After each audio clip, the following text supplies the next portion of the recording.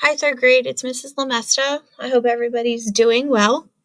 I am here to introduce our story of the week, The Great Bay, written by Rob Arago, illustrated by Yago. This week, our story is a realistic fiction, and as you remember, realistic fiction is a story that is made up by the author, but the characters are involved in events that could happen in real life.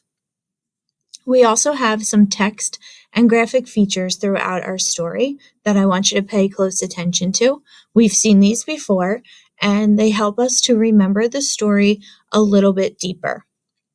On each page, you will see a picture that will help us to see what things look like in our story. Some of those pictures may have a label that names a specific part of the picture. All of our pictures will also have captions that will help to explain what is happening in the picture. We will also have our highlighted vocabulary words. These are also your target vocabulary words for your classroom story that you'll be working on this week with your teachers as well. So read along with me as I read The Great Bay.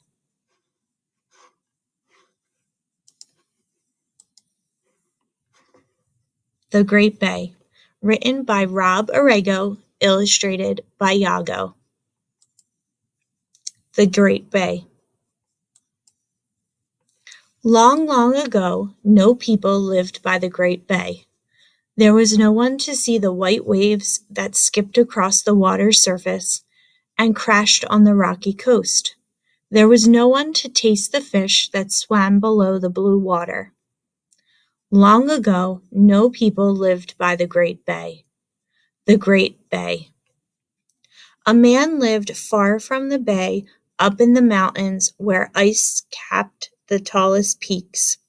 Ever since he was a boy, the man had heard tales about the bay. He had heard about the blue waters, the crashing waves, and the delicious fish.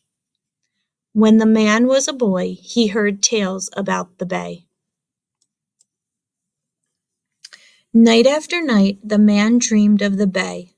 Finally, he decided to take a voyage to see the bay. The man set off in the summer. The stars guided him as he climbed down the mountains. At night, he slept beneath the moon. When the wind was still, he listened for the sound of the crashing waves in the distance. The man left the mountains to go to the bay. Mountains. Day followed day, and week followed week. Finally, the man spotted the blue waters of the bay. The man raced down to the bay.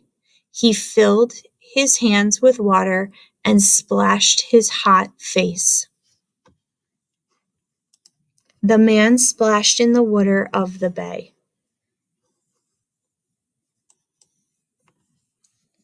The next day, the man made a raft. He climbed aboard the raft and pushed himself out to sea. Far off the coast, the man tossed his net into the bay. Before long, the net was full of fish. The man went fishing on the raft.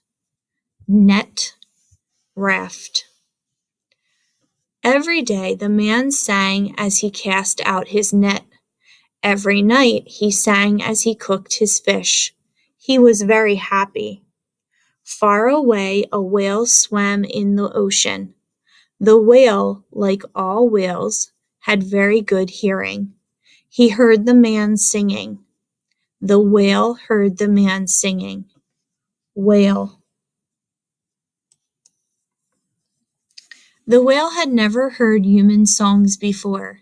It went to see what made the beautiful sound. The whale swam and swam. Finally, it arrived in the bay where the man was fishing. From deep below, the whale listened to the man singing. The songs made it happy. The whale swam under the raft. Late that afternoon, dark clouds gathered in the sky. The winds began to blow and the thunder rumbled. Huge waves raced through the bay and spilled over the man's raft. One big wave washed him into the water.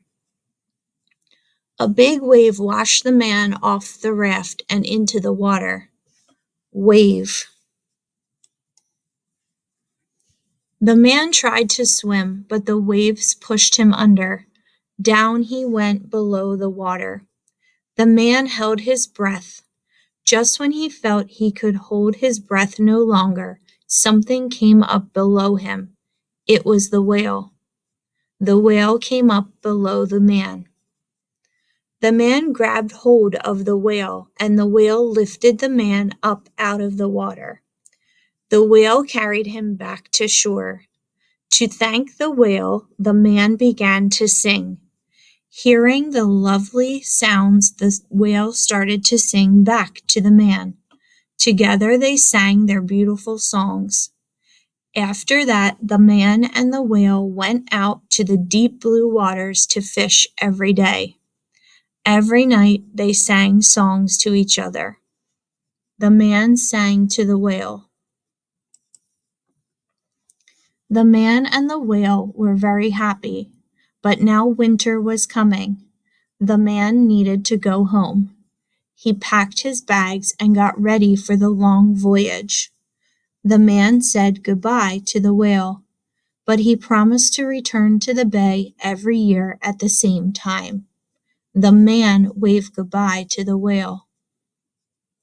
The next year, many people came to the bay with the man. They too wanted to eat the fish the man had discovered. Many whales came too. They heard the songs that the people sang.